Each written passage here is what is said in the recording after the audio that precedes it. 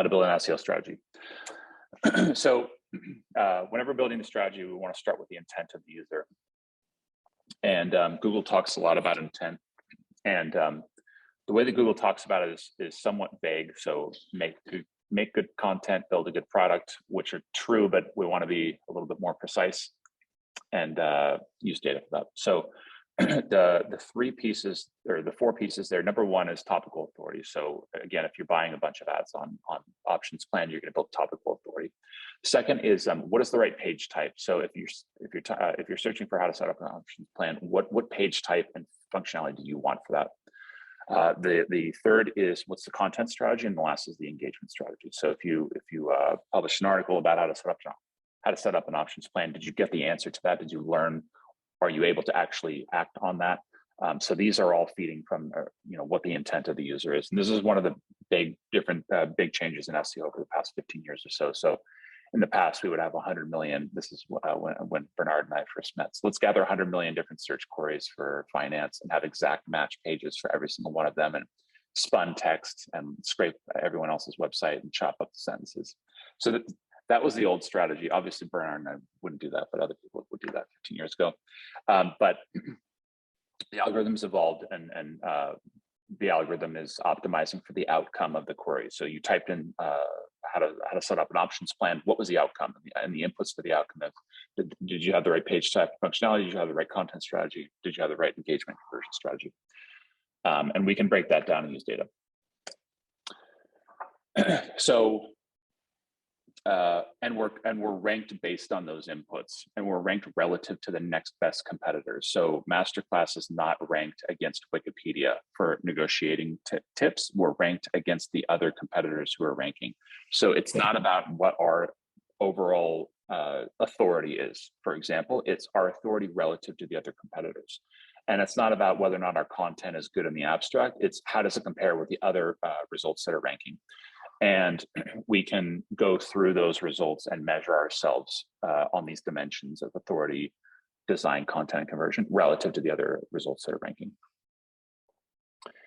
And the more we fulfill the intent across these dimensions, the better we'll rank. And so MasterClass is a good example where MasterClass does not have as much authority as other sites like Harvard Business Review, or at least they didn't when we started building a strategy, but we won on these other dimensions, especially on the content side and on the engagement side. So let's break that down. On the design and UX side, so it's not just about having an objective or a subjectively good design. It's especially about the page type and the elements that are on the page. So a good example is if you type in best plus X for pretty much anything, like let's do best shampoo, there are not category pages. So 10 years ago, you would have category pages with a grid or a list of items, and now it's listicle. So you'll see all of these are listicles. So Birdie, Allure, New York Post, these are lists of items framed as an article with an intro and then snippets for each. And if we have a category page, we're not going to rank. Even if we're Amazon, we're still not going to rank because the page type is not the right page type to fulfill the intent. The intent is to browse and to learn about shampoo. It's not to buy yet.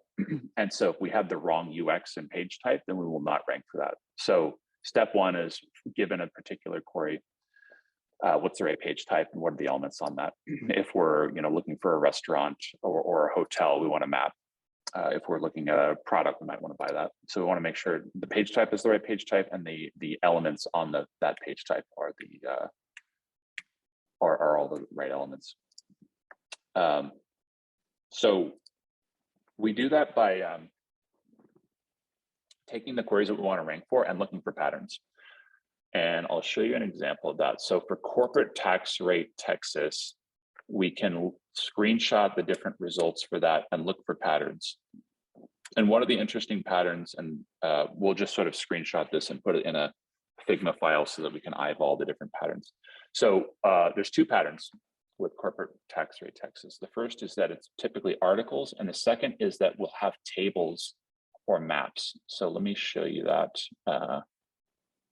If we go over here, yeah, so if we go at this one here, rich states, poor states. And this is an interesting one because this is not obviously a site with mass quantities of authority, but it's winning on the content and it's winning on the page type.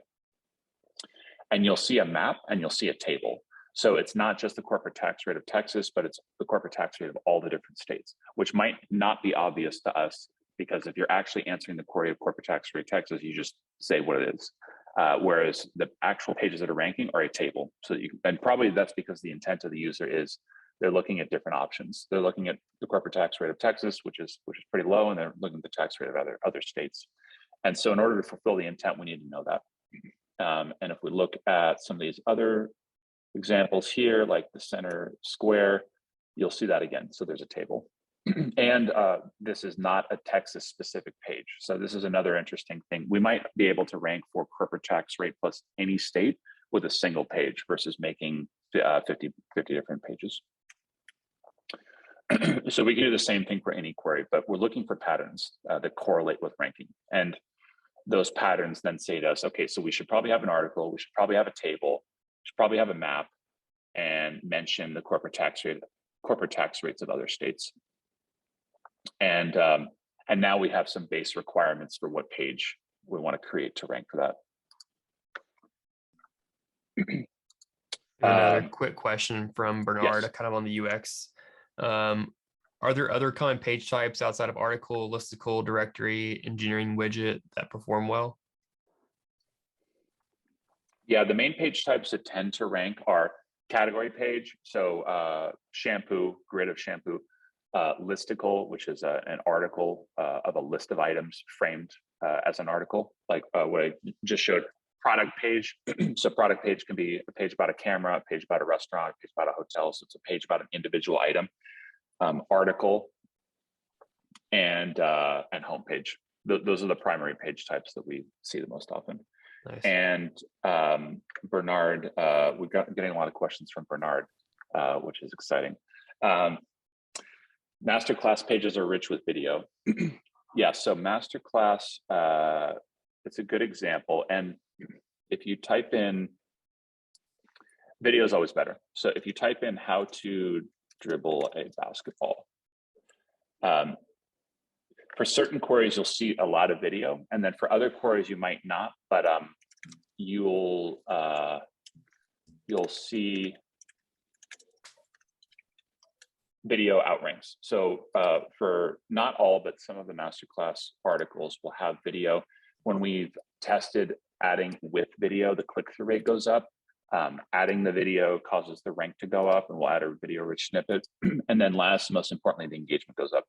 And so the primary thing that MasterClass is trying to get people to do is to watch a video. When you watch a video, not only do we get this visit, but if you watch a video and it's branded as MasterClass, the intent increases significantly. And so the number one impact of video is to just make more out of the visit that you got, to showcase the product of MasterClass. And then the second is that it causes a rankings increase and it causes a click-through rate increase. Do you put in the title of the page? Yes. So we do. And I'll show you what that looks like. So we'll append it here. You don't have to, but it helps with click-through rate when you add with video because people want to watch video. And again, we're fulfilling the intent better. People want to watch a video about how to poach an egg. And so so the result ranks higher and has better engagement. Try like live example. I have not, but that sounds exciting. So adding live example, I'll try that out.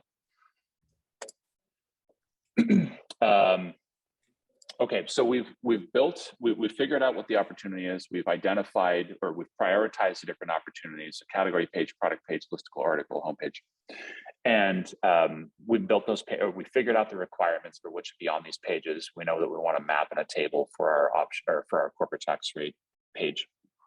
Now we need to connect these pages. And Google finds pages via links. So backlinks are well known, which is people linking another site linking to us, but linking within our site is less well known. And we've seen a large correlation with MasterClass or a company or Brex linking to itself. So as Brex or as MasterClass linking to all the different pages on their site multiple times. It's not enough to just put the page in the sitemap. We need to link to it multiple times. So we've seen a strong correlation with links within the site with crawl and traffic. So the x-axis here is just linking to our poached egg article more within MasterClass, and then red is crawl and green is traffic. So basically more links means more crawl and more traffic. And we've seen this multiple times. So this is super important. This is typically not optimized well. And here's what that can look like. So with Thumbtack, I'll just show you that. We have these links at the bottom here, and this helps the bot find all the different pages on the site. And this causes more traffic and more crawl. The links can be anywhere on the page, but this is a nice place to put it because you can automate this and scale it. But this is super important. And then with the internal links, how specific are you with the anchor text that you're using? We just use the title of the page. We hypothesize that you can cycle. We hypothesize that the anchor text actually passes some sort of topical authority, although they don't have great data on that. So an example of that would be, we add the word best plumbing near me and we rank for the word best more. I haven't tested that, so I'm not sure if that's true, but we'll just use text that makes sense, or gotcha. The primary keyword of the page. But that would be an interesting test. Does the internal link? Yes. So Bernard's question is, what if we linked 10,000 times? Is 10,000 better than 9,000? And I don't know, but I don't think so. It's typically a sufficiency thing. So if you link at least, let's say 10 times or 20 times, that's better than 5, but it caps out. So it's more like a log curve and it's sufficient. So 10 to 20 links is sufficient. You don't need to link 10,000 times. And then I've heard that using a broad range. Yeah, I think that's true. And I would love to test that. So on the internal link piece, we can also measure that. And we can measure that with Screaming Frog. So what I will do is I'll just show you what that looks like. So we're looking at Branch's blog, and I will test that by going to the robots. Go to the robots, then you get the sitemap. Sitemap is here. There's a sitemap index, so you see that here. There's multiple of those, and then I will use Screaming Frog, and I'll show you what that looks like really quickly. I'll let people look at a Screaming Frog tutorial separately on YouTube, but just to show you how we can quickly gather the number of internal links, we'll load Screaming Frog, and then we'll take the sitemap, and I will show you that really quickly. So here's Screaming Frog. Then we go here, we go into the list mode, and then we upload, we download XML sitemap, we paste that in, and then we start crawling. And we have all those sitemaps here, and now it's crawling. And I won't crawl the whole site, but just to make sure everyone knows. So now it's crawling. And this will then give us a unique in-link here. And that tells us whether or not we don't have enough internal links. So I'll show you that here. So now we have this, and we can see that the majority of the posts on Branch's blog, which is great, don't have enough links. So Branch has published all this great content about how to grow mobile apps, but we're not linking to it enough, and so the bot can't find it, or at least it doesn't crawl it as much as it could, and then it doesn't get as much traffic as it could. So we can precisely measure whether or not internal links are an opportunity, and it is, and it's almost always a large opportunity, and this is how we can assess that. So we've identified the opportunity. We've prioritized the different opportunities. We figured out the right page types by intent. We figured out the requirements of the pages. We've connected them with internal links. Now we need to build amazing content. So let's jump into that. One more question about links. David asked, does a relative link versus link or full link matter? No, all the links are the same. So this is if the link is /article/path or masterclass.com/article/path, relative links and absolute links are the same. and people almost always use relative links. But it doesn't matter. Now, if you liked this ClearScope webinar snippet, don't forget to share, like, and subscribe so you don't miss out on more great tips and strategies from the industry's best SEOs and content marketers. Make sure to check out the ClearScope YouTube channel for more great content.